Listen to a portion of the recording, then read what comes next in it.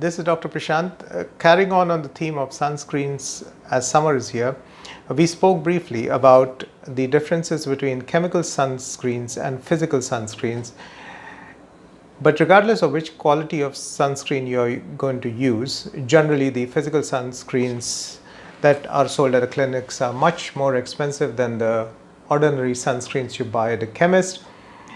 It doesn't matter which sunscreen, whether physical or chemical you use, as long as you use it in the following manner.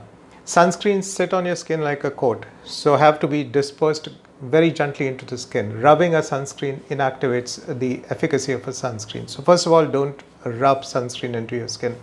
The second thing is the sunscreen needs to set as a coat and therefore has to be applied 30 minutes before sunlight is going to see your skin or you're going to see sunlight.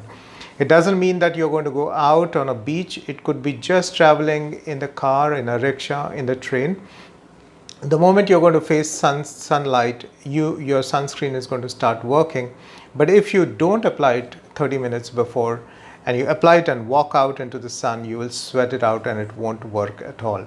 So sunscreen needs to go on your face, very gently dispersed as a coat 30 minutes before sun exposure.